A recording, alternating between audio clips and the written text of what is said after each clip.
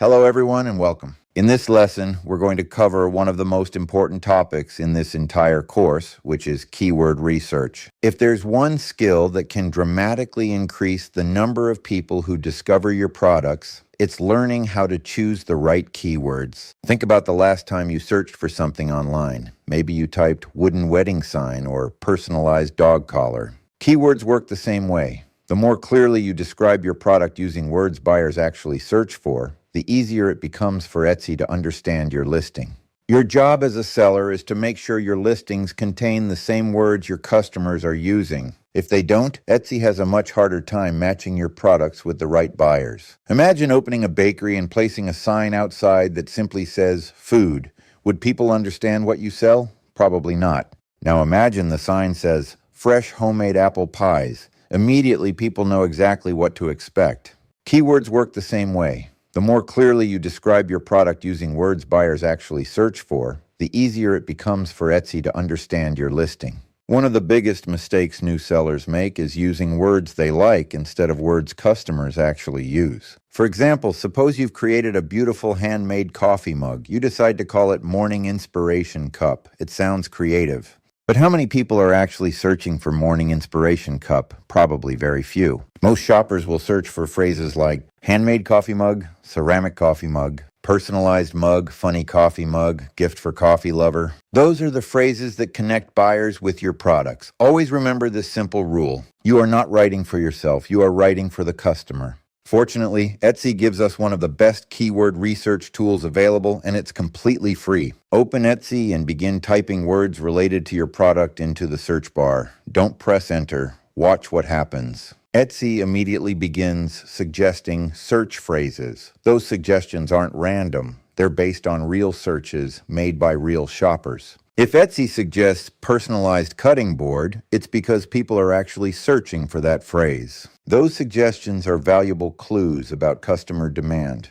Write them down. Repeat the process using different words related to your products. If you sell candles, type words like soy candle, scented candle, gift candle, or farmhouse candle. If you sell jewelry, try silver necklace, birthstone necklace, personalized bracelet, or minimalist earrings. During the pandemic, I started a 3D printing business. I had no idea which products were being sold on Etsy or how saturated the competition was. I simply typed in 3D, and the second keyword Etsy suggested was 3D printed jewelry. I wasn't planning on selling 3D printed jewelry, but I immediately started creating a full line of necklaces, earrings, and keychains. Every Etsy search can reveal additional keyword ideas. Another great place to find keywords is inside successful listings. Open several top-ranking products in your niche. Read their titles carefully. Notice the phrases they repeat. Look at their product descriptions. Pay attention to categories and attributes. Again, don't copy anyone else's listing. You're simply gathering ideas and learning the language customers use.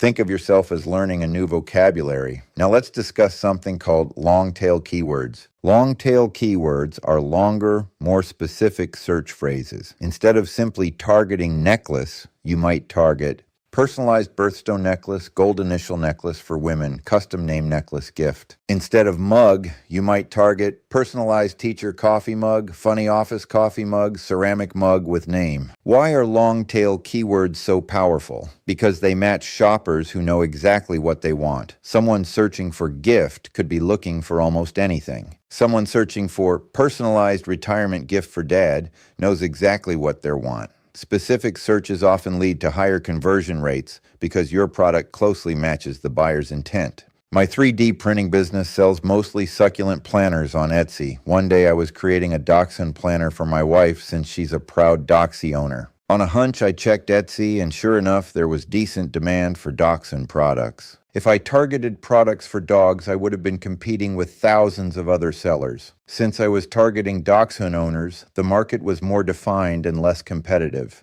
Now let's discuss search intent. Search intent simply means understanding why someone is searching. For example, someone searching gift for mom probably wants ideas. Someone searching for personalized leather wallet with initials is much closer to making a purchase. The more specific the search, the more serious the buyer often is.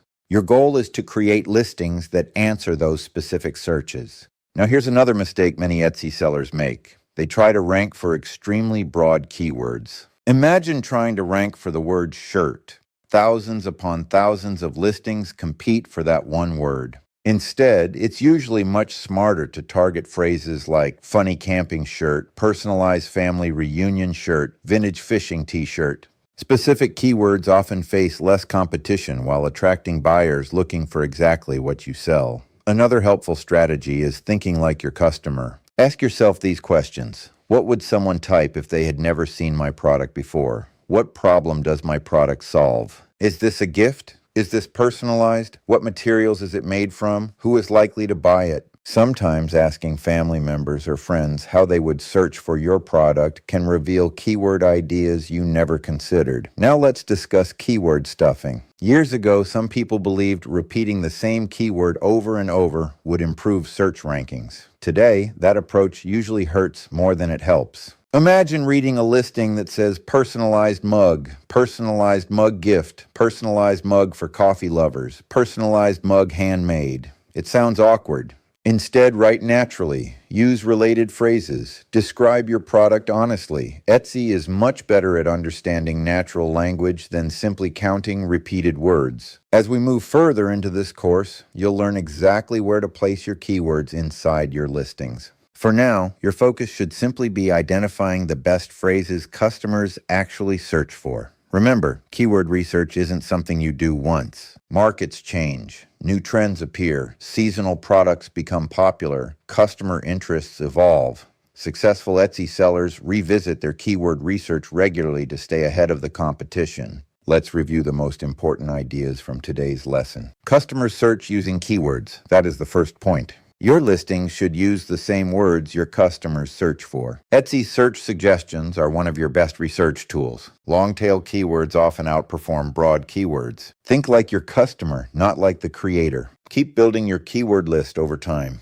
Write naturally instead of stuffing keywords into your listings. Before our next lesson, I'd like you to complete a simple exercise. Choose one product you either sell now or plan to sell. Use Etsy's search bar to discover at least 20 keyword ideas related to that product. Then narrow your list down to your 10 favorites. Finally, ask yourself which 3 keywords best describe exactly what your customer would type when looking for your product. Those 3 keywords will become the foundation for your listing in the next lesson. In our next lesson, we're going to put all of this research to work. You'll learn how to create Etsy listings that not only rank higher in search results, but also encourage shoppers to click, explore, and ultimately make a purchase. I'll see you in the next lesson.